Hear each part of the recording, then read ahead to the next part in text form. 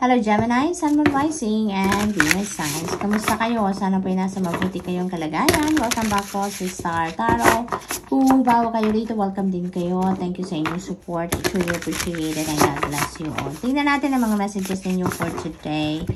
Unahin natin ang mga trinkets. Ayan. Paunang mensahe ninyo is the butterfly. Okay?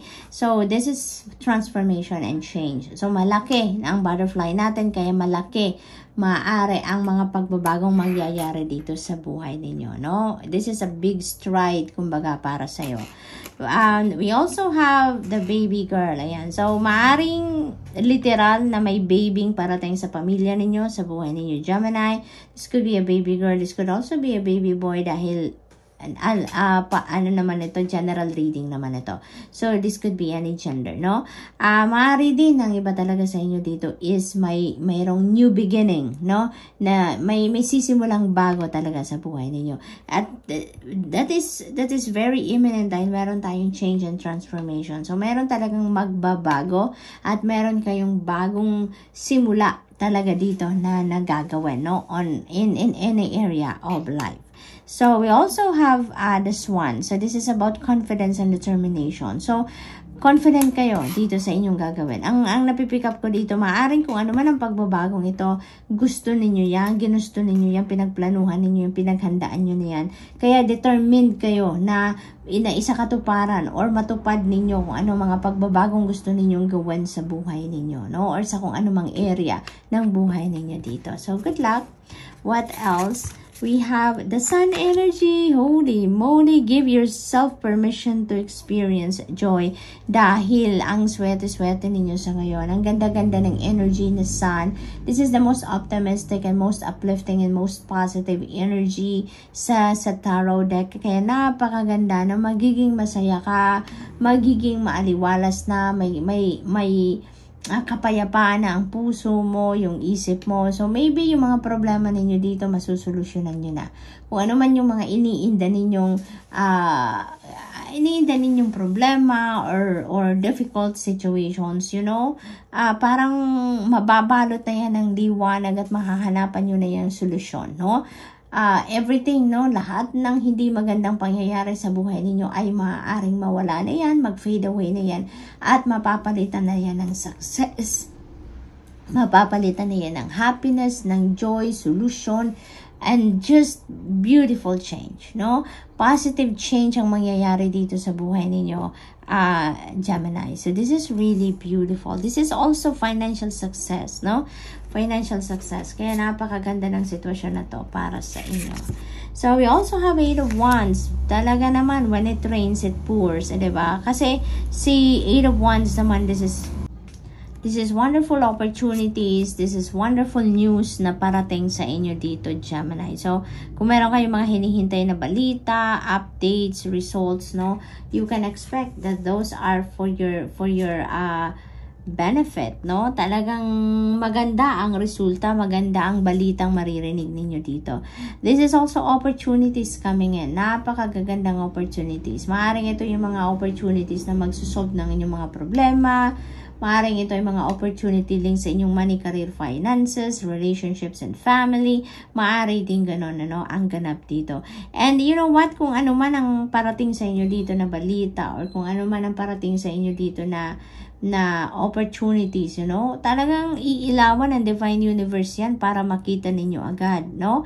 Parang your path towards these opportunities are being illuminated for you para makita ninyo agad. So, this is really exciting talaga, Gemini. And it is extremely important for you to always listen to your intuition. Nang sa gayon, talagang kita ninyo agad kung anong dapat ninyong makita, no? Dahil gagabayan kayo, no? Kung nakikinig kayo sa gabay ng Divine Universe sa inyo, makikita nyo agad kung ano ang gusto niyang ipakita sa iyo, no?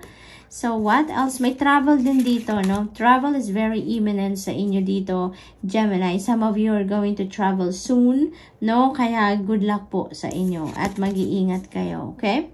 So, we have toxic witches. Holy moly! So, be cautious of those who take more than they give. Ayan. So, ito yung mga siguro, sobrang bait ninyo, Gemini, no? Siguro sobrang bait ninyo, kaya naaabuso kayo ng ibang tao, no? Maaaring meron ditong mga katrabaho or kaibigan, no? Na demanding you na gumawa ng ganito, gawin mo ang ganyan, you know, maaaring inuutos-utusan ka lang, or maaaring laging may hinihinging pabor sa'yo, no? Maaaring ganon. At wala naman silang naitutulong din sa'yo. Hindi rin naman sila tumutulong sa'yo. Hindi rin naman maganda siguro ang pakikisama nila sa inyo. But because you are so kind and you're so nice, sumusunod lang naman kayo. You're trying to please those people, no? Maaaring nag-exert kayo ng extra effort para ma-please sila, para siguro na iniisip mo na, sige, tutulungan ko kayo, gagawin kong gusto ninyo para magustuhan nyo din ako, no? Maaaring ganun din ang iniisip ng iba sa inyo. But you know what, Gemini, you don't need to do that. No, you don't need to do that. Kasi hindi yan ang mga klaseng tao na nararapat na makasalamuha ninyo. That you don't deserve those kind of people that are taking advantage of other people, no? Hindi yan mga hindi good vibes ang hatid niyan sa inyo, Gemini. Kaya hayaan nyo na sila. Let them go sa buhay ninyo. You don't need them. What you deserve is someone din, or mga tao, mga kaibigan na supportive of you din, helpful of you din, yung nire-respeto ka, yung iginagalang ka, yung mga ganon, yung mga positive thinking people. Yun ang mga magagandang tao na ipapaligid ninyo sa buhay ninyo, no? Rather than those toxic witches. You don't deserve those people. So, good luck, Gemini, and that's all I have for you for today. I hope nakakatulong mga mensaheng ito in some way. Thank you for watching. Love and light. Namaste. Hello Libra, Sun, Moon, Rising, and Venus signs. Kamusta po kayo? Sana po nasa mabuti kayong kalagayan. Welcome back po sa Star Tarot. Kung bago kayo dito, welcome din kayo. Thank you sa inyong support. I truly appreciate it and God bless you all. Tingnan natin ang mga messages ninyo for today. Unahin po natin ang mga trinkets ninyo. Unang trinket ninyo is the coin. Ayan. So, this is financial gain. This is about investments as well. Maaring may mga plano kayong mag-invest sa ngayon. And also, this is you pursuing the things that you really want. So, ngayon, parang wala na makakasagabal sa inyo. Nothing or no one can get in your way. At kung ano ang gusto ninyong gawin ay talagang gagawin ninyo na sa ngayon. Ipupush ninyo yan. So, we have baby girl. Ayan. So, maybe ang iba sa inyo is welcoming a new baby, no? Maaring kayo yung manganganak, maaari din ng person ninyo, or maybe kamag-anak ninyo, kaibigan, no? Someone close to your heart, siguro ang magwe-welcome ng baby, no? This could be a baby girl, this could also be a baby boy, no? For others of you naman, maaari naman na meron kayong new beginnings, no? May fresh start kayo dito na gagawin. Maaring may sisimulan kayong bago sa iba't ibang parte ng buhay ninyo. So, we have letter J. Ayan. This could be your initials, Libra, or this could be the initial of the person that you are going to be dealing with. Maaring yung bagong baby na to na parating, maaring magiging pangalan niya will start with letter J. Maari din ganon. So, what else? We have, nabasa ko agad, the witch is in. So, we have the Queen of Pentacles. There's no need to sacrifice. You can have it all. So, napakaganda naman ito. Napakaganda. Talagang hindi mo na kailangan na may isakripisyo pa. Dahil makukuha mo naman ang lahat. Mapapasayo naman ang lahat. So, this is a hard-working mom or dad na nakikita ko dito. No, yun ang aking napipick up dito. Because this is an energy of a mother archetype. No, but since general reading ito, this could be also dad or mom, male or female energy. So, napakasipag, napakatyaga, nagsisikap talaga, no? Ito parang ano kayo, parang superman and superwoman kayo, no? Libra, maaaring gano'n ang ganap dito for some of you. Maybe you are taking care of the whole family already. Nag-aalaga na kayo ng mga anak ninyo, ng person ninyo, and maybe may extended family pa kayo dyan na kasama, and you are also taking care of them. You know, you're taking care of everything and everyone sa pamilya. Yan ang napipick up ko dito. And at the same time, you know, kayo pa rin din ang nagpo-provide din kayo financially for your family, no? So talagang superman at superwoman kayo, no? Parang wala kayong kapaguran. All you are doing is to provide and to make your family happy, no? Napo-provide na ninyo mga pangangailangan nila, inaasikaso nyo sila, yung ganon. So talagang ano na kayo, you're the best. Kumbaga, you're the best, Libra. Parang, yun ang napipick up ko dito, no? For others of you naman, if you're looking for a job, no? Maaring this is it, no? Maaring this is it. Big time na trabaho ang maaring makuha ninyo dito. There could be an opportunity dito for a career also, career-wise. Maaring din naman na may opportunity dito for business, bagong trabaho, additional na trabaho, maaring ganon, no? And you know what? Kung ano mga opportunities na to, yung mga financial opportunities na to na makukuha ninyo, that is going to bring forth financial success, prosperity, and abundance into your life. Kaya, hindi lang kayo dito magiging masaya, kundi ang buo ninyong pamilya, no? Dahil lagi namang ino-offer ninyo ang inyong success, kahit ano man ang inyong success sa inyong pamilya, no? Parang priority ng iba sa inyo dito, Libra, is your family above anything or above anyone, no? Your family is your number one priority. So, what else? We have Four of Swords. Ayan, pagod naman kayo. Pagod na kayo, Libra. So, dahil sa pag-aalaga ng inyong pamilya, pagtatrabaho, you are tired. Maaring may mga sakit-sakit na kayo sa katawan na nararamdaman dito. Maaring kailangan na nyo talaga dito na mag-recharge kayo, magpahinga, matulog na maayos, kumain ng maayos, something like that. Kaya, ibigay nyo naman yan sa sarili ninyo. Isipin ninyo, Libra, no? Kung meron kayong sakit, kung meron kayong mga nararamdamang sakit-sakit sa katawan, hindi kayo makakapagtrabaho ng maayos, hindi kayo makakapag-concentrate ng maayos. Diba? Kasi may nararamdaman kayong hindi maganda sa katawan. Kaya, kailangan na ang uunahin ninyo lagi is your health, your well-being, no? Your priority should be your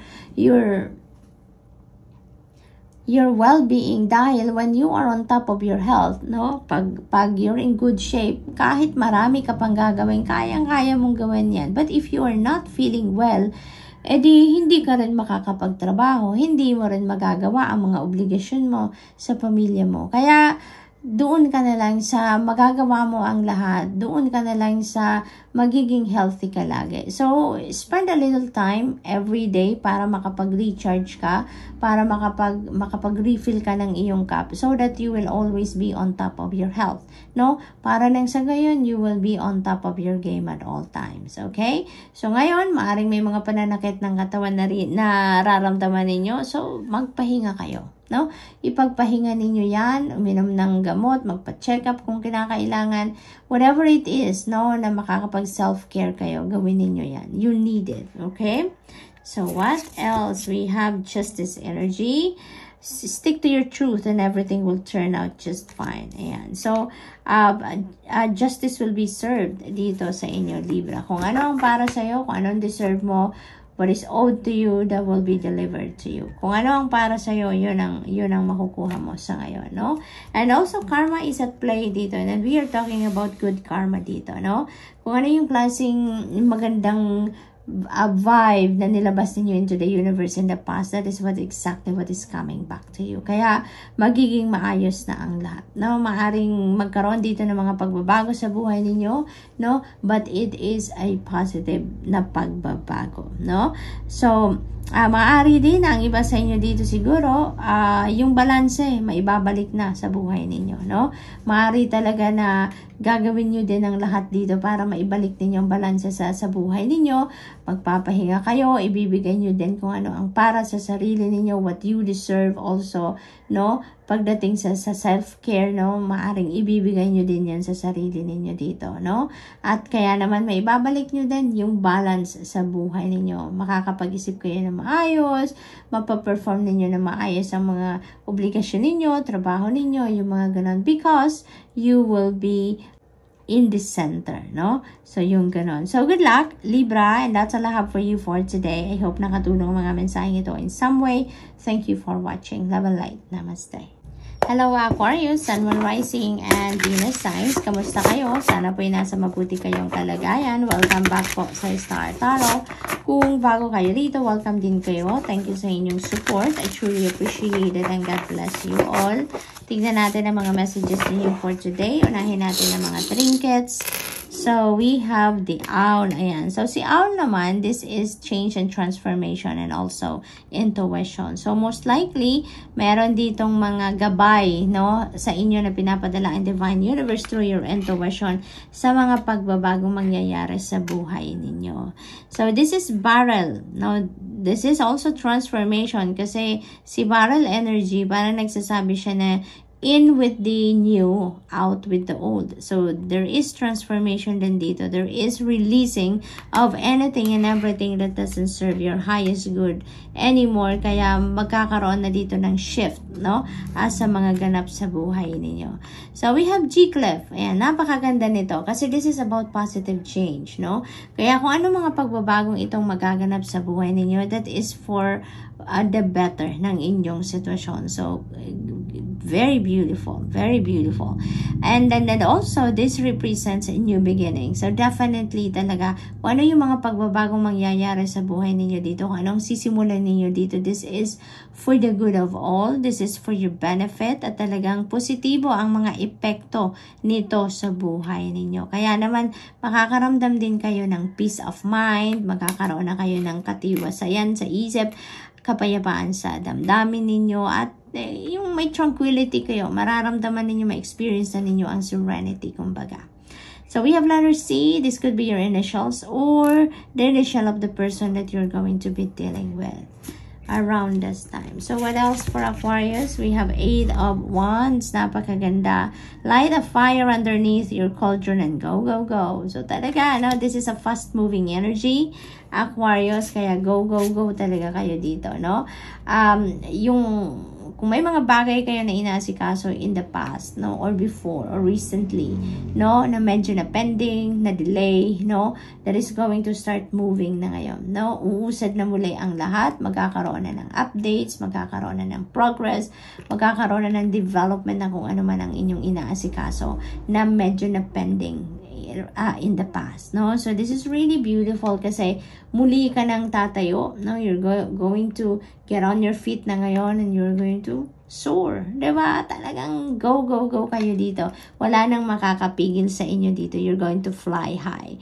And this is good news as well. Good news, this is wonderful opportunities na naparating sa inyo. So, maaaring yung mga balitang yan, ay ang hatid niyan sa iyo ay mga beautiful opportunities, no? Maaaring mga magagandang bagay talaga, magagandang balita, magagandang sitwasyon, ang maaaring hatid ng balitang yan sa inyo ng mga opportunities na yan din, ano? Maaari din na this is related to money, career, finances, related to travel, related to family and relationships. It could be anything. But you know what?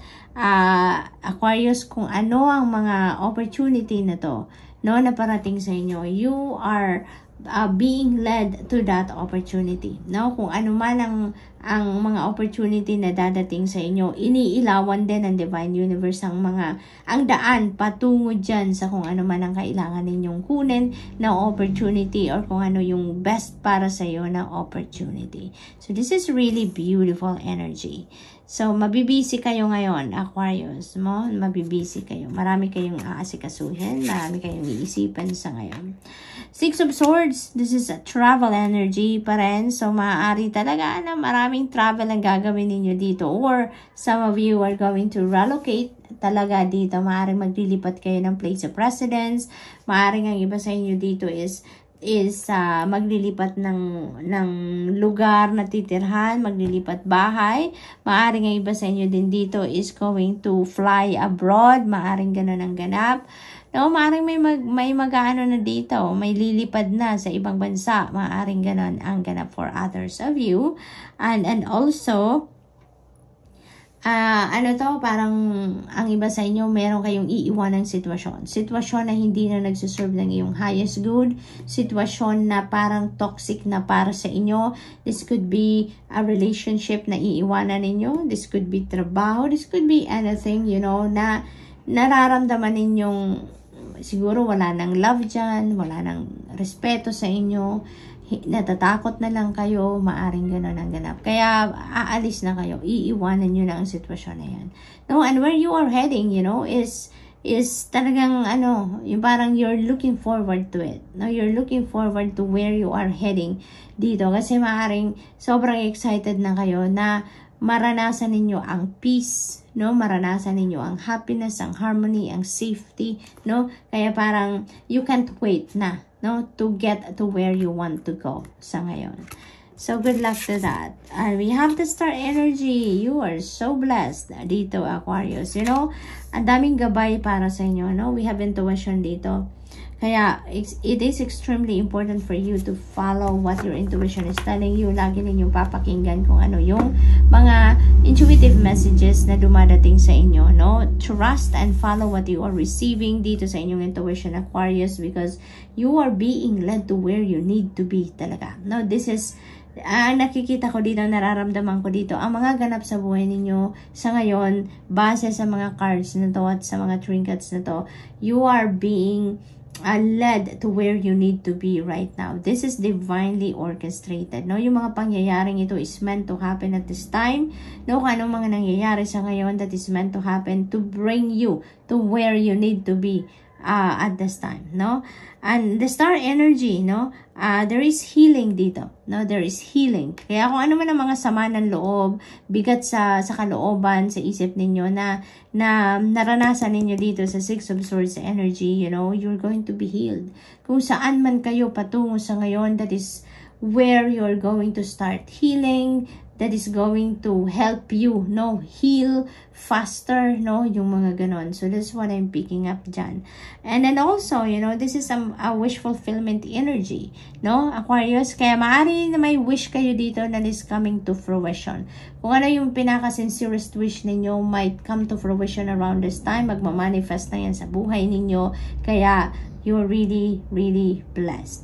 And then also, there is new hope dito. There is new hope. There's new beginning. There's bagong buhay. Bagong buhay ang binibigay sa inyo dito ng Divine Universe. Dahil nanggagaling kayo dito sa difficult situation. Napagtagumpayan ninyo ito dahil dito sa pag-alis ninyo siguro, no? It feels like to me na these two are related. Kung ano man ang iiwanan ninyong sitwasyon dito, that is your chaotic, problematic, yan ang difficult situation ninyo, no? And sa pag-alis ninyo, parang nagtagumpay kayo in a way dahil naglakas ng loob kayo na iwanan ng sitwasyon na yan. And that is your victory, diba? Yung pag-iwan ninyo sa isang masalimot na sitwasyon is your victory. Dahil pinili ninyo na umalis sa sitwasyon na yan. Pinili ninyo ang inyong sarili, ang inyong safety, ang inyong kaligayahan, diba? So that is your victory. And you are given a new path dito. Merong inihahanda Divine Universe sa inyo dito. A new path for you to tread so that you can live a new life. You can start fresh sa buhay ninyo. And there are opportunities coming in towards you, no? May mga opportunities na possibilities din na ipapadala sa yung Divine Universe to support your new life, to support you sa bagong buhay na nasisimulan ninyo sa ngayon. So this is really beautiful. Pinapakita lang dito, no, na hindi kayo pinapabayaan ng Divine Universe, no? Yung mga toxic situations na to, difficult situation na to, it's meant to happen so that makarating kayo dito sa isang magandang sitwasyon sa buhay ninyo. Di ba nga yung mga challenges talaga natin sa buhay, no? Yung parang mga precursors sila, no? Para sa isang mas magandang buhay, di ba? Yung parang pinaghahandalan tayo ng Divine Universe, para madala tayo, para makapag-isip tayo at makarating tayo sa kung saan talaga tayo dapat, saan talaga tayo magiging masaya, no? Parang pinaghahandalan tayo, no? Para mas ma-appreciate din natin kung ano yung bagong buhay, kung anong bagong pinto na magbubukas sa atin. So parang ganon ang ganap dito for you. So good luck. And that's all I have for you for today. I hope nakatulong mga mensaheng ito in some way. Thank you for watching. Love and light. Namaste.